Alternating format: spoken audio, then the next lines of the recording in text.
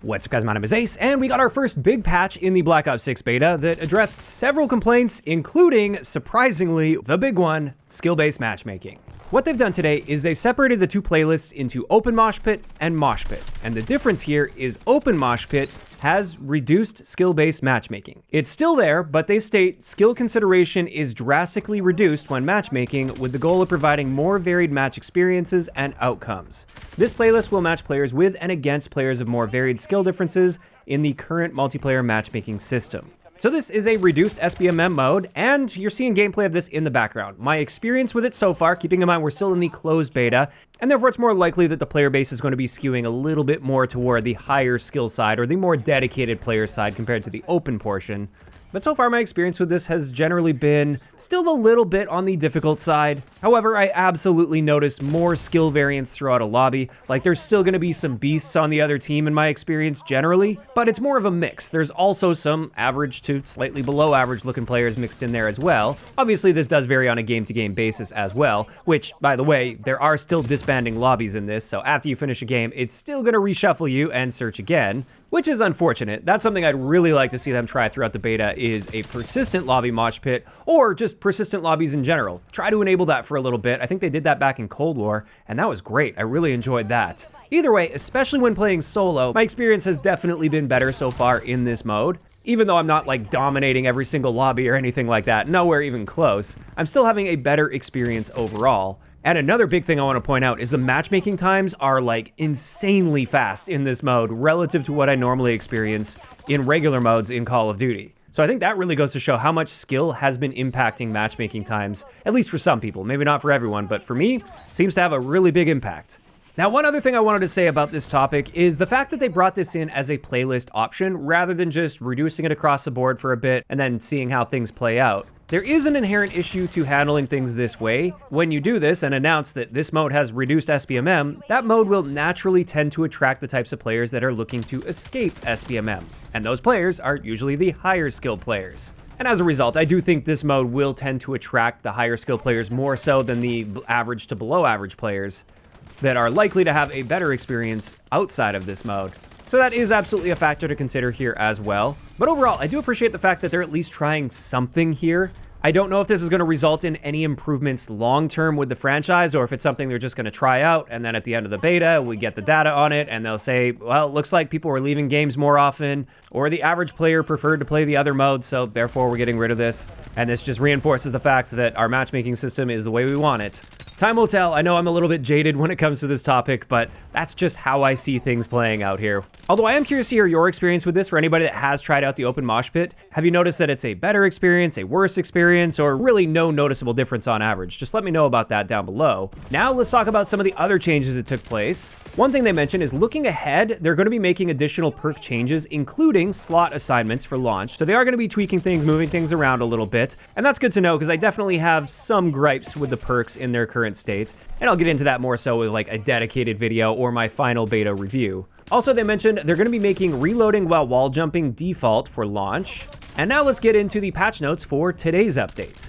And the first thing they mentioned here is weapon tuning. And yesterday they did mention they were going to be tweaking time to kill. And as I suspected, it's not really a direct damage adjustment they did here. It's primarily damage ranges. So let's just go over this. First off, with the Raiden 45K, they just addressed a bug with aiming down sight and firing with the skeletonized grip. With the Dravik, this one saw a good handful of nerfs.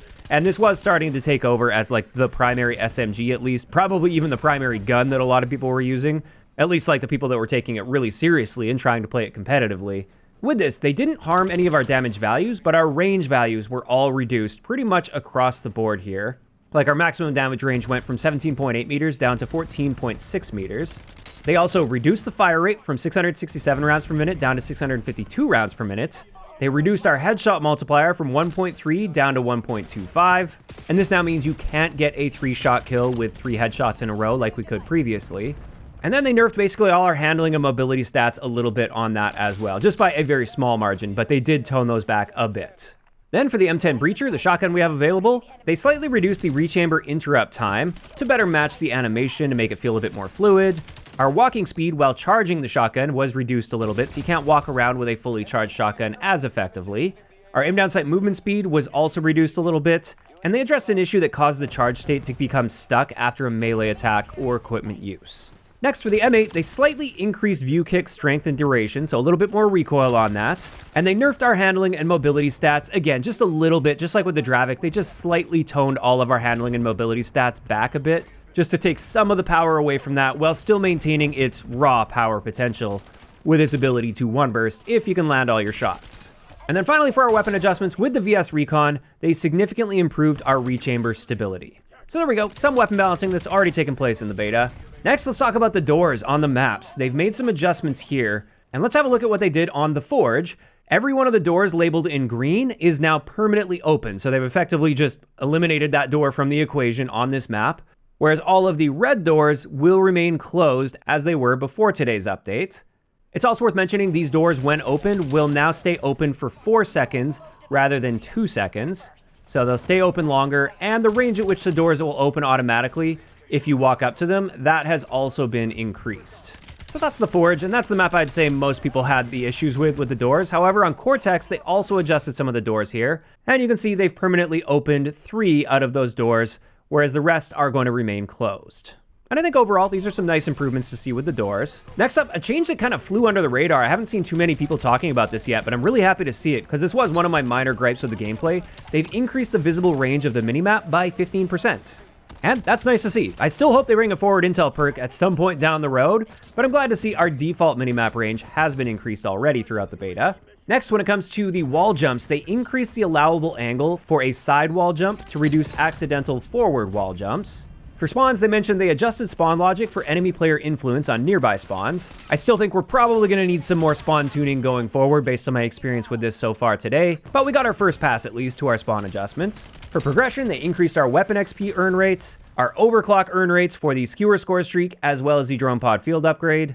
They mentioned a handful of stability improvements, primarily server stability improvements, in various situations and in various modes. And when it comes to multiplayer, at least, that's pretty much it. Overall, for a first patch in the middle of the beta, literally just 2 days after the beta went live, I think this is looking quite good. Obviously, there's still more work to be done, but this is a good start to listening to that feedback and making adjustments already. Now, of course, these are just my thoughts, and this is where I want to hear from you guys in those comments down below. How are you feeling about this update? And primarily, how are you feeling about the open mosh pit versus the standard mosh pit, or versus the experience you had before the open mosh pit was added?